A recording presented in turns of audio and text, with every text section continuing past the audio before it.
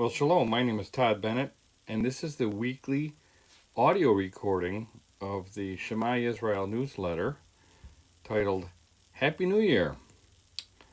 Well, this was originally sent out as a written message on day 5 of month 1 on the Creator's calendar, otherwise known as March 16th, 2024, on the Roman calendar. In the last message, I talked about how to determine the Scriptural New Year using just the sun and the moon. For those of you looking up last week, you saw the crescent moon Monday after sunset, and it was fairly cloudy in our area for most of the day. Janet and I were so thankful that Yahuwah moved the clouds away just in time to sight the moon in a fairly clear sky after sunset. Now we know that crescent moon marked the beginning of a new day, a new month, and a new year. And that's precisely why Yahuwah begins a day in darkness, so all of his signs can function together in perfection. If you struggle with the concept of a Hebrew day, you may be interested in a video I produced in Jerusalem many years ago during Passover titled Understanding a Hebrew Day, and I have a link to it on my YouTube channel. If you want to go to YouTube and look up Understanding a Hebrew Day, Shema Israel teaching, Todd Bennett, you should be able to find it without any problem. Now, the photo that I used for the message last week was not just some random photo. Rather, I took it while conducting a Passover tour in March and April 2019. That was a year when there was also a question regarding intercalation. And I took a lot of pictures of barley during that trip as evidence that the rule of the equinox always provided plentiful barley for the Omer barley offering during the Feast of Unleavened Bread. And that photo was taken overlooking the Sea of Galilee. And as you can see, if you look back at it, everything was green and the flowers were in bloom, and you could even see some barley on the right-hand side of the picture. Well, the photo that I used this week was not a random photo either. It wasn't just a random photo of a field. It was actually taken last Shabbat, March 9th, 2024, in the Megiddo Valley in Israel. And it was prior to the past new moon, and you can see the abundance of grain crop in month 12. And this confirmed the fact that you don't need to send out inspection teams to determine that the new moon we saw earlier this week marked the beginning of a new year. Using the sun and the moon and using the new moon closest to the spring equinox always shows us when to begin a new year.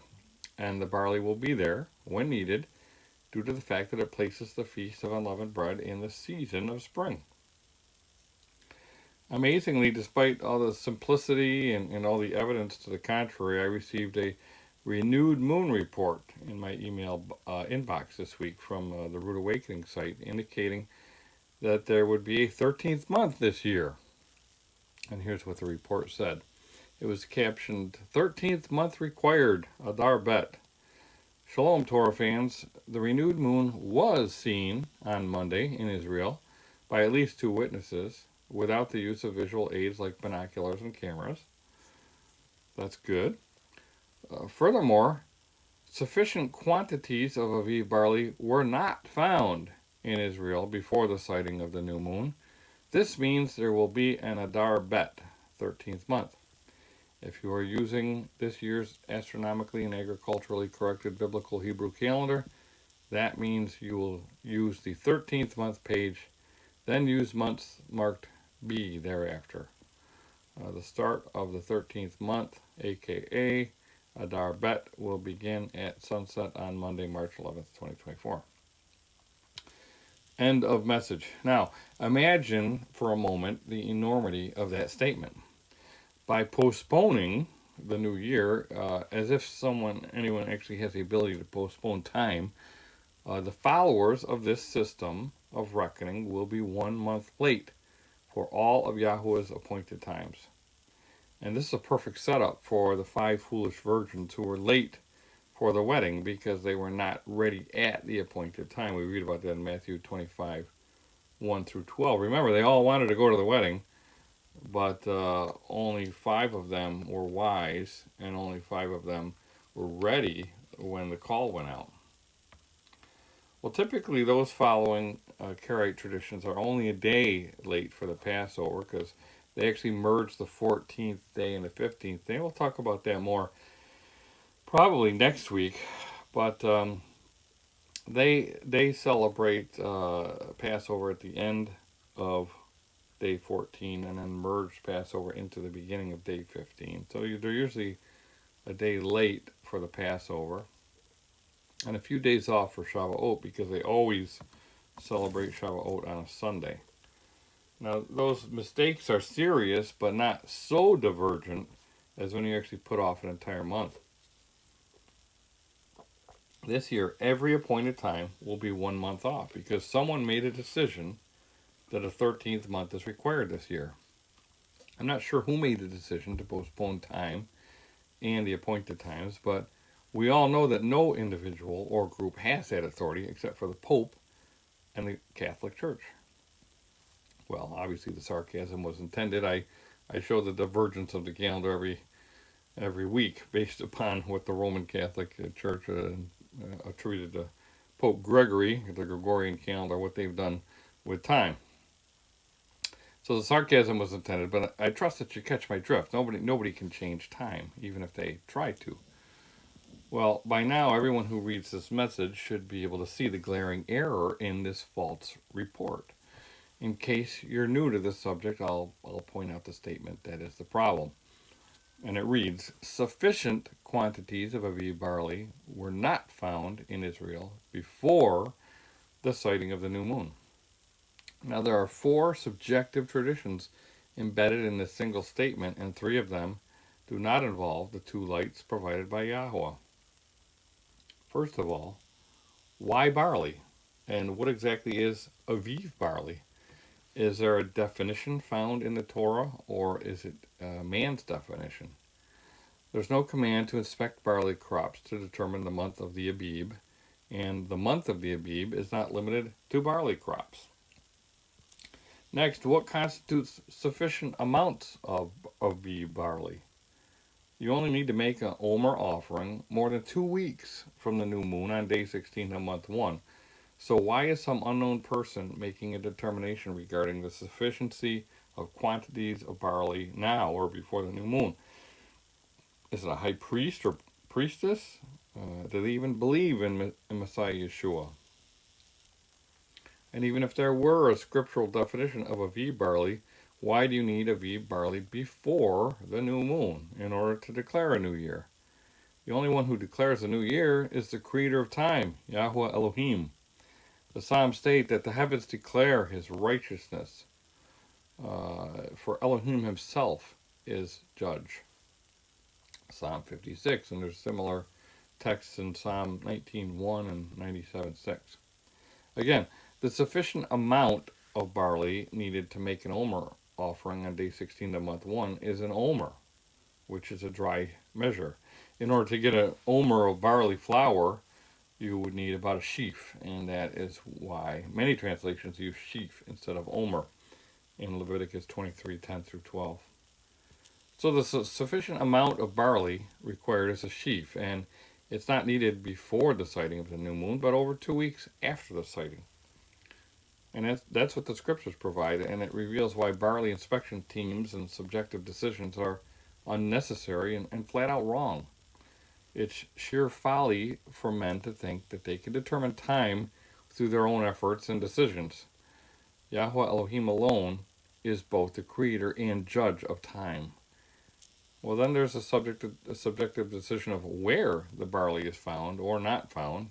Where in Israel is someone making this subjective decision? Are they omniscient and omnipresent to know the condition of barley all throughout the land? And again, why must all these subjective decisions be made before the new moon? The Torah only requires an omer of barley on day 16 of month 1. There do not have to be any amounts of Aviv barley on day 29 or 30 of month 12. The condition of a barley crop does not control time or the existence of spring during the month of the Abib, the month of spring when everything turns green. This is all man-made tradition that both adds to and takes away from the Torah. It's sin to do so, and it is no different than what the Pharisees did, teaching the commandments and doctrines of men, as Isaiah prophesied in Isaiah 29:13. That was quoted by Yeshua at Mark 7:7 and Matthew 15:9. In response to their actions of the Pharisees, Yeshua stated, "All too well, you reject the command of Elohim, that you may keep your tradition." And to be very blunt, all these subjective decisions are doctrines and commandments of men. They're presumptuous, and it's all rebellion against the ordinance of Yah, as we've discussed in the past. He's given the sun and the moon, the two great lights, specifically for Moedim, for years, for days, for signs.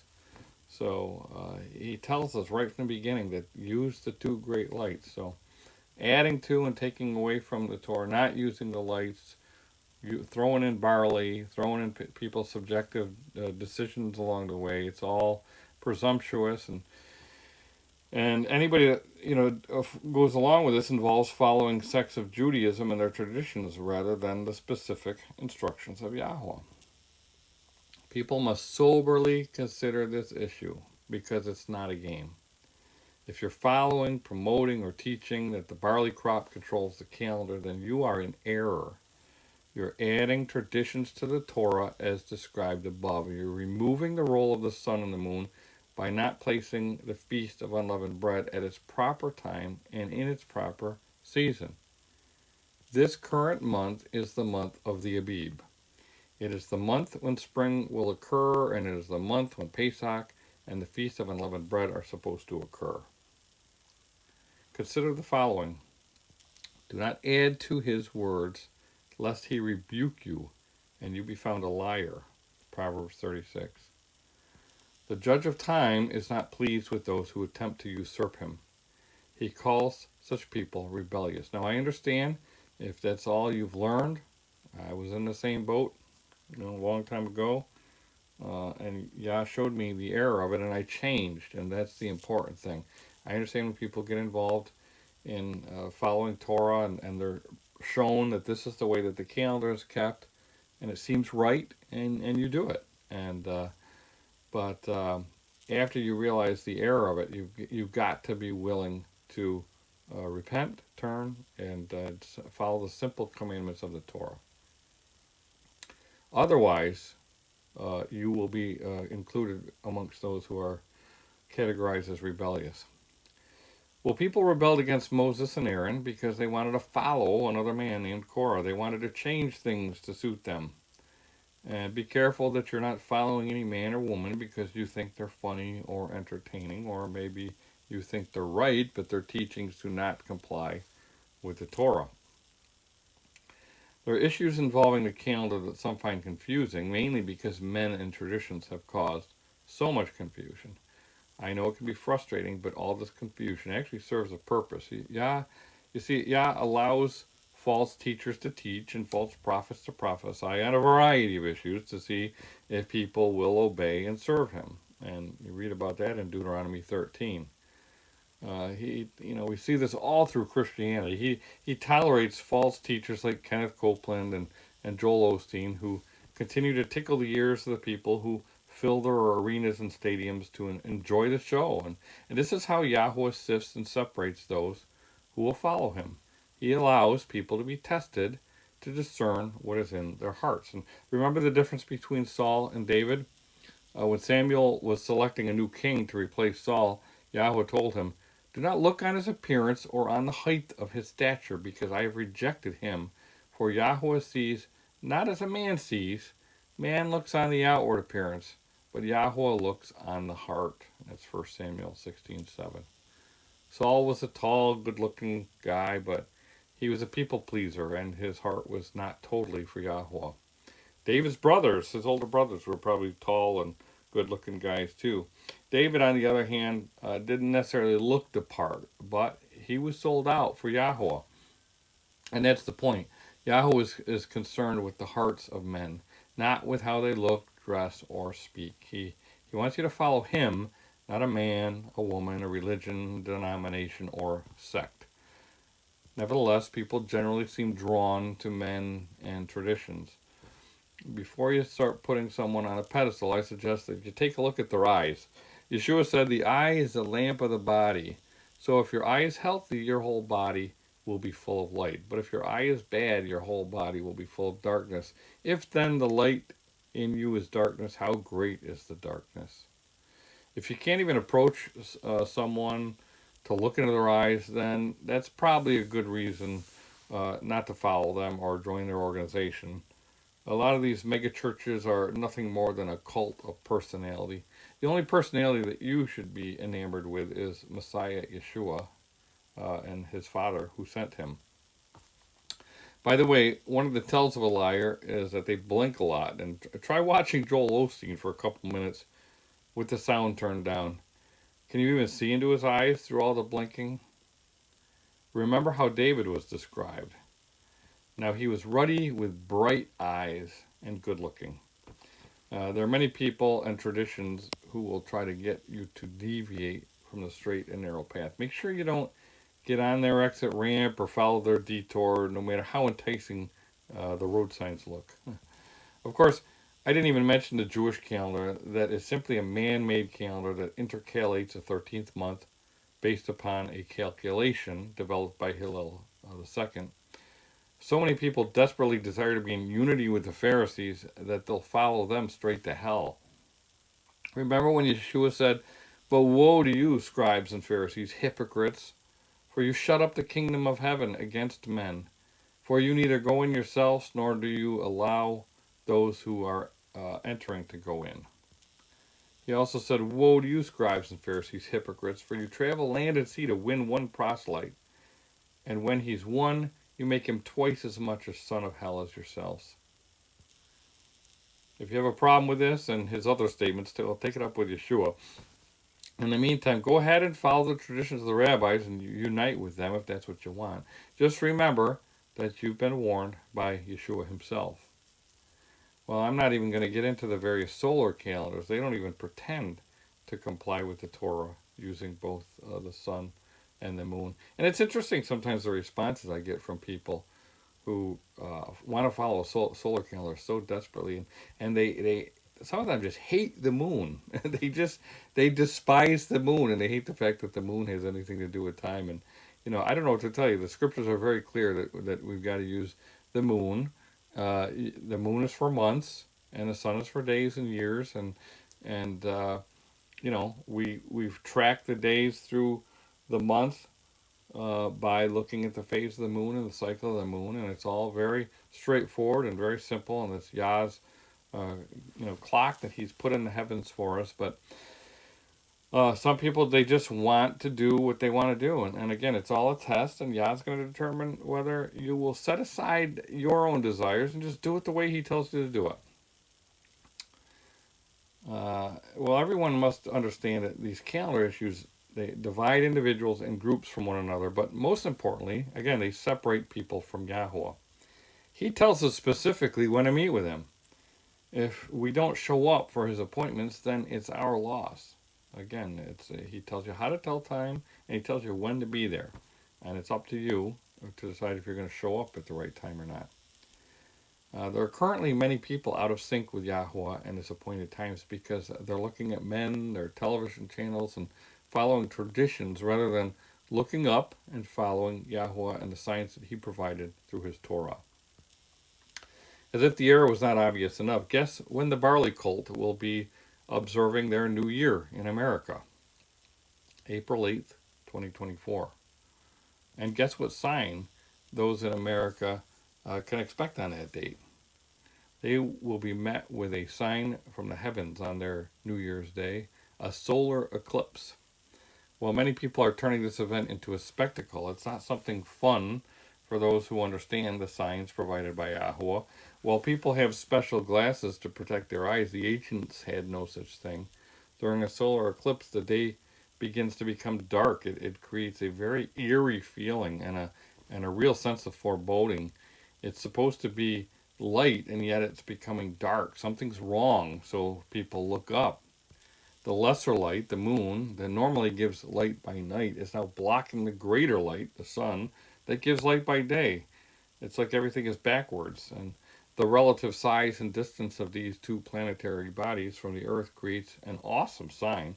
In fact, it is this particular sign, the solar eclipses, viewed and recorded by civilizations throughout the centuries, that help us to actually synchronize various calendars from different cultures, because they all looked at them, they all gave them great weight and attention.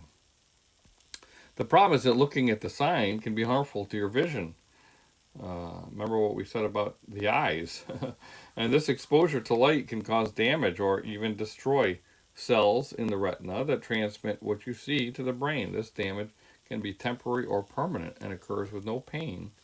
It can take a few hours to a few days after viewing the solar eclipse to realize the damage that has occurred. So, people can actually go blind by looking at this sign. Apparently, the danger is not so much in the totality as it is when approaching and leaving totality. Typically, you would look away from the brightness of the sun, but because it starts to darken, people want to look at it, thus exposing their eyes to harmful radiation. That cannot be a good thing. In fact, it was always seen as a bad omen. So those celebrating a new year with such a sign should think twice. I only hope that people can see the folly of their way before it is too late. Sadly, in this culture of bread and circuses, most will turn this sign into entertainment and not see it for what it really is. And in August of 2017, I wrote about the solar eclipse that occurred on August 17, 2017, along with the events leading up to the signs next month. I linked it all to Jonah and his warning to Nineveh, and I'll talk about that more in the weeks to come. I actually did a video on YouTube called Signs in the Heavens many years ago, talking about some of these things. In particular, I noticed way back when I saw that, because I do a lot of research into ancient Hebrew, so everybody was focused on the X, X marks the spot, and to me I said, well, that's an ancient taw. And then when I saw the one that happened in October, I said, well, geez, that makes an aleph. So I said, wow, we've got an aleph and a taw over the United States, and I did a video on that, and I think a lot of people have seen that since then, and I'm glad that people are kind of waking up, that you've got an aleph taw over the United States of America through these signs. Well, right now, I just want to send out a final warning to people. There's still time to switch and get back on track with Yahuwah's calendar. If they start the new year at the wrong time, they'll be observing all the appointed times a month late. Can you imagine if certain Israelites decided they were going to postpone the Passover by a month? There would be a lot of dead firstborn Israelites. Timing is really important here, especially when we see a fulfillment. Actions have consequences, and I fear that those who follow man and traditions are going to learn the hard way at some point in the future. Right now, we're still rehearsing, but again, if this was a year of fulfillment, it would be a perfect setup for the 5 foolish virgins who showed up late for the wedding. For those observing month 1 now, we have to start counting the days, because a very important day is approaching, day 10 of month 1. Read what occurred at the new moon of month 1, right before the Israelites left Egypt. Yahuwah said to Moses and Aaron in the land of Egypt, "This month shall be for you the beginning of months. It shall be the first month of the year for you. Tell all the congregation of Israel that on the 10th day of this month every man shall take a lamb according to their father's houses, a lamb for a household. And if the household is too small for a lamb, then he and his nearest neighbor shall take according to the number of persons. According to what each can eat, you shall take your account for the lamb." And notice it's amount sufficient for each person. And of course, that's that was what happened with the omer, the manna from heaven. The omer was it's an amount sufficient for each individual. So you're not supposed to have any extra lamb. You're supposed to have just enough of the lamb for everybody. Your lamb shall be without blemish, a male, a year old. You may take it from the sheep or from the goats, and you shall keep it until the 14th day of this month, when the whole assembly of the congregation of Israel shall kill their lambs at twilight. Yahweh showed Moses and Aaron the new moon and told them how to prepare to leave.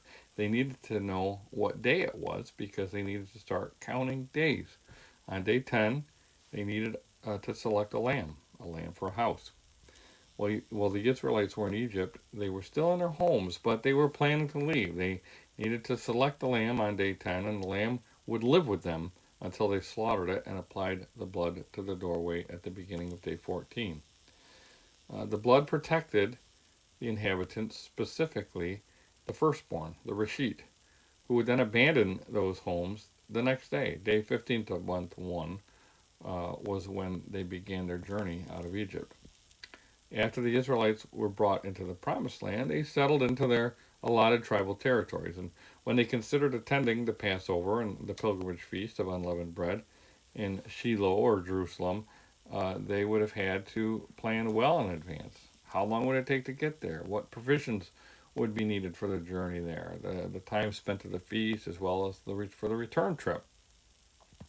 One very important detail involved the selection of the lamb on day 10 of month 1. If you didn't plan well, you would not be able to select the lamb at the correct time. It's also interesting to note that when they celebrated Passover away from their tribal territory, they were not applying the blood to their permanent dwellings. Their entire land was supposed to be covered by the blood of the lamb through their obedience. Most actually had to leave their permanent homes and live in temporary dwellings while observing Passover and unleavened bread. The lesson is clear. Even their permanent dwelling places in the Promised Land were only temporary. The ultimate goal was to move back in with Elohim, to get back to the garden, and that's why the annual cycle of the appointed times end with the 8th day, when people can come out of their temporary dwellings, called sukkahs, where they've been dwelling for 7 days. So the final appointed time, we come out of temporary dwellings on the 8th day. It's a day of new beginnings. That's what the 8 represents. Points to a future when everything's restored through Yeshua, between Yah and mankind.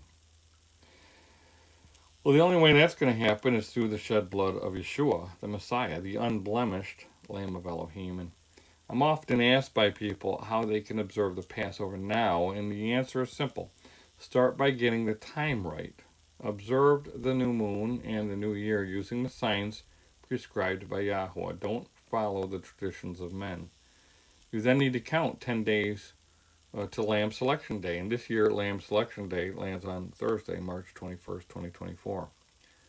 Lamb Selection Day is critical but it's an often overlooked exercise. On this day, we must choose Yeshua as our Lamb and invite Him into our homes. Remember the words that Yeshua spoke to the rich and lukewarm assembly? These things, says the Amen, the faithful and true witness, the beginning of creation of Elohim, the Reshit of creation. I know your works, that you are neither cold nor hot. I could wish you were cold or hot. So then, because you are lukewarm and neither cold nor hot, I will vomit you out of my mouth. Because you say, I am rich, have become wealthy, and have need of nothing, and do not know that you are wretched, miserable, poor, blind, and naked. I counsel you to buy from me gold refined in fire, that you may be rich, and white garments, that you may be clothed, that the shame of your nakedness may not be revealed, and anoint your eyes with eye salve, that you may see. As many as I love, I rebuke and chasten. Therefore be zealous and repent. Behold, I stand at the door and knock. If anyone hears my voice and opens the door, I will come in to him and dine with him, and he with me. We're currently in exile in Babylon, similar to those who were in Egypt. Even those who are in the land of Israel are under the beast system that's going to be judged by Yahweh. While we may think we're rich, we are enslaved in many ways we cannot even imagine, and the snare is drawing tighter every day. Judgment is looming, and instead of plaguing a single nation as with Egypt in the past, the coming judgment will fall upon all the nations. Are they about to begin? Well, we expect them to occur in succession leading up to a future Passover. No one knows for certain how long the plagues in Egypt lasted. Some say 40 days. Others believe It took place over several months. Still others believe that 10 judgments occurred during a 9-month period, with the last 2 plagues occurring in month 1. And of course, when did Moses actually come to start warning people? That would have even had a little more time on there. So when does Yah send a messenger, and when did the judgments befall the nations? Is it going to follow the same timeline as happened in Egypt? Is it going to happen faster? Could happen in a very fast succession. So we don't know. I talk about this more in my book, The Final Shofar. And it's important to understand that what Christianity refers to as 7 trumpets are actually 7 shofar blasts that culminate with the return of the firstborn of Elohim, the firstborn of creation, the Rashit, Yeshua. And that brings us right back to our upcoming rehearsal involving the selection of our lamb. As things around the world become more intense, it's increasingly important to be found awake, alert, watching, and diligently obeying the commandments of Elohim. And therefore, we need to focus on the upcoming Passover and remember that our covenant journey begins with choosing the true Lamb of Elohim, not the one offered by the religions of man. The Lamb presented by religion is a lawless Christ named after Zeus. The Christian Savior is modeled more on the Greek god Dionysus than the Hebrew Messiah, Yeshua. And while Christianity talks about asking Jesus into your heart, we need to invite Yeshua into our homes. And that's why the description of the appointed times begins with the weekly Shabbat in Leviticus 23. We keep that sign in our dwellings every 7 days. And we then proceed to the annual appointed times that begin with the Passover, a covenant meal in our homes with the blood of the Lamb on our doorposts and on our lintels. And just as Shabbat is a sign of the covenant that we actively display by resting within our doors and in our gates, we must have the sign of the blood of the Lamb on our doorposts and our lintels at Passover. We acknowledge that Yeshua is the door, and we invite him through our door and into our homes. We ask him to stay in our homes and keep Passover with us as we enter into the covenant that he renewed. Instead of having a place setting for Elijah at your Passover Seder, try having one for Yeshua. I recommend that you invite Yeshua, the unblemished Lamb of Elohim, into your home on day 10 of month 1, as you prepare to remember not only the deliverance from Egypt, but also his death, burial, and resurrection that will allow us to be saved and delivered from Babylon. Barakot. My name is Todd Bennett from ShemaYisrael.net. Shalom.